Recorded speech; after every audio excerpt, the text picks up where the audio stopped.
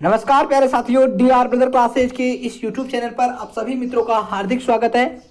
साथियों, आज मैं आपके लिए लेकर आया हूं जो हमारे कम्युनिटी टैब पर प्रत्येक दिन प्रश्न डाले जाते हैं उनका सॉल्यूशन। साथियों, यहां पर साइकोलॉजी और हिंदी के प्रश्न मैं इस वीडियो में सॉल्यूशन करवाने वाला हूं, जिनके जवाब लगभग 70 से 80% लोगों ने गलत दिए हैं।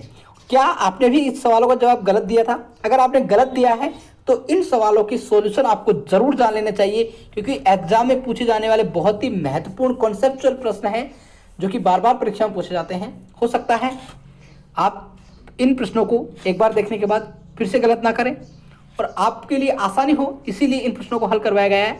आप सभी साथी वीडियो को पूरा देख कर जाएगा, क्योंकि इनका एक्सप्लेन बिल्कुल आपको विस्तृत रूप से बताया जाएगा। पहला प्रश्न आप सभी को स्क्रीन पर दिखाई दे रहा होगा।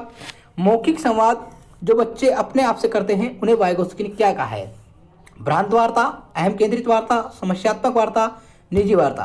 देखिए साथियों, 389 लोगों ने वोट किया है और इसका जो जवाब है 73% लोगों ने गलत दिया है। मात्र 27% जो लोग हैं उन्होंने सही जवाब दिया है। इसका राइट आंसर है निजी वार्ता। क्या होती है साथियों? सबसे पहले हम बात करते हैं, आपने ज्यादातर लोगों ने जो जवाब दिया है 70% अहम केंद्रित वार्ता, जो कि गलत था, क्योंकि ये अहम केंद्रित जो वार्ता है, सबसे पहले तो आपको यही सोच लेना चाहिए था कि ये जो टर्म है वो जीन पियाजे के द्वारा दी गई है और यहाँ पर प्रश्न में वाइगोत्स्की के द्वारा पूछा गया था। अगर आप थोड़ा सा भी दिमाग लगाते मित्रों तो ये प्रश्न कठिन नहीं था, क्योंकि आपको वाइगोत्स्की की स्पीचों की, वाइगोत्स्की की वार्ता की ही चर्चा करनी थी, जो कि एक ही ऑप्शन में दिया गया है। हम चर्चा करेंगे वाइगोत्स्की ने कितनी वार्ताओं की बात की है, लेकिन उससे पहले मैं आपको अहम केंद्रित वार्ता को स्पष्ट कर देना चाहता हूं। अहम केंद्रित जो वार्ता है वो पियाजे ने दी है, और अहम केंद्रित जो वार्ता है उसको अंग्रेजी में हम ईगोसेंट्रिक स्पीच कहते हैं, जो कि पियाजे की सेकंड स्टेज में पाई जाती है। इसमें बच्चा अपने आप से बातचीत करता है, स्वयं से बातचीत करता है। ठीक है मित्रों, सेकंड स्टेज कौन सी थी?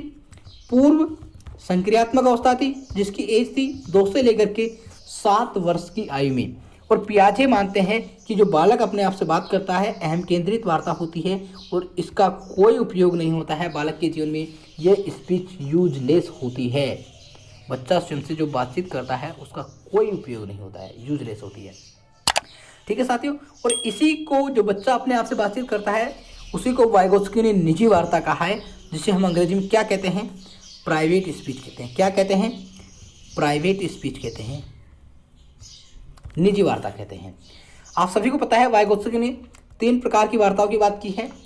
पहली जो वार्ता है वो थी हमारी सोशल स्पीच, जिसे हम सामाजिक वार्ता कहते हैं या फिर सामाजिक भाषण कहते हैं।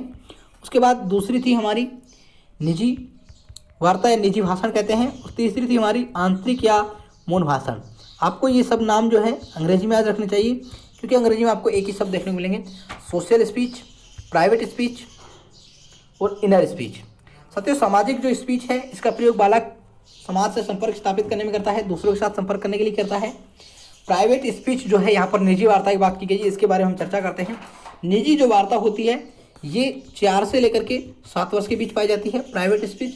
और बालक इसमें सेल्फ डायरेक्शन करता है, इस स्पीच के माध्यम से अपने आप को निर्देशित करता है। आपने भी देखा होगा बचपन में बच्चे अपने आप से ही बात करते रहते हैं। देखना कभी बच्चों को कि बच्चे अपने आप से बातें करते रहते हैं अकेले बैठे बैठे, तो वो निजी वार्ता होती है और वो बालक का सहायकता करती है, और इस वार्ता का कोई ना कोई उद्देश्य होता है।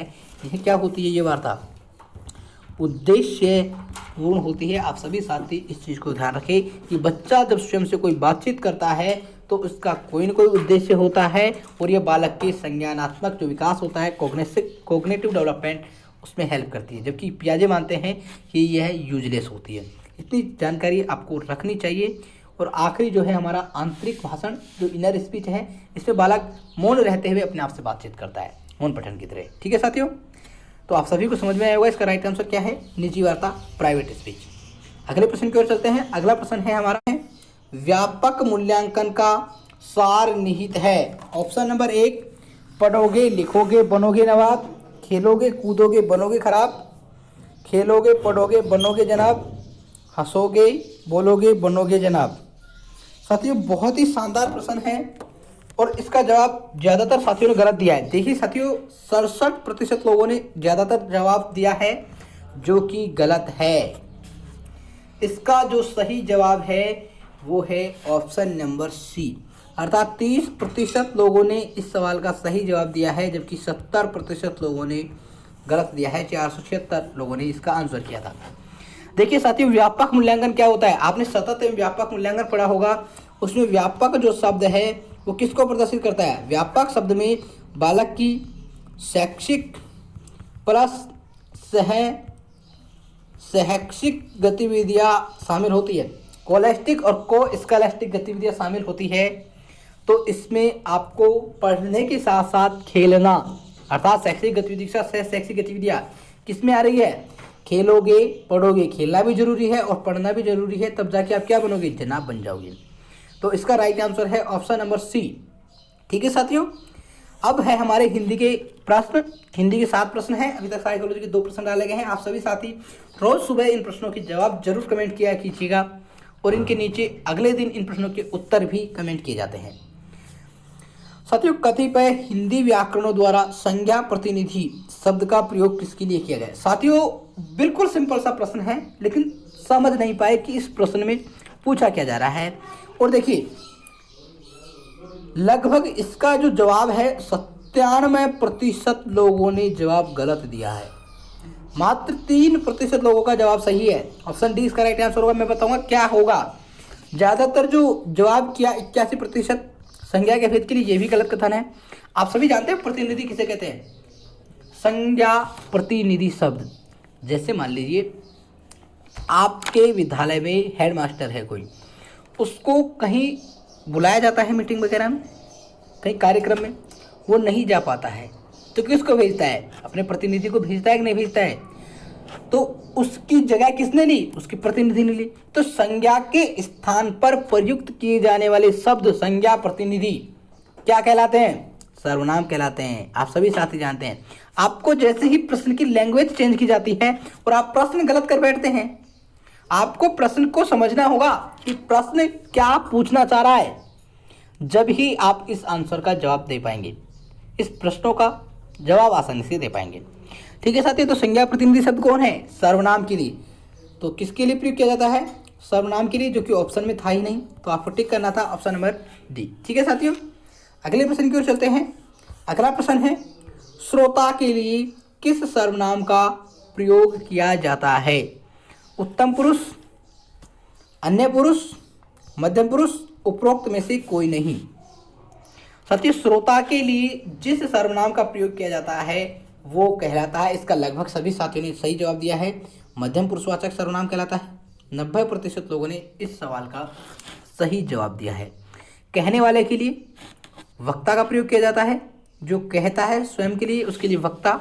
जो सुनने वाला होता है उसके लिए मध्यम पुरुष, और जो कहने वाला होता है वक्ता, उसके लिए उत्तम पुरुष का, और अन्य के लिए अन्य पुरुषवाचक सर्वनाम का प्रयोग किया जाता है। अगर मध्यम और उत्तम पुरुष को छोड़ दे तो बाकी के बचे हुए अन्य पुरुष में आ जाते हैं। ठीक है साथियों, अगले प्रश्न की ओर चलते हैं। अगला प्रश्न है, यह घोड़ा अच्छा है, इस वाक्य में यह क्या है? देखिए साथियों, इसका जो जवाब है लगभग 1000 लोगों ने जवाब दिया है, 1000 से अधिक लोगों ने, जिसमें लगभग 66% लोगों ने इसका जवाब गलत दिया। मात्र 34% लोगों ने इसका सही जवाब दिया है, जो कि ऑप्शन नंबर डी सही है, सार्वनामिक विशेषण। आप सभी साथी जानते होंगे, जब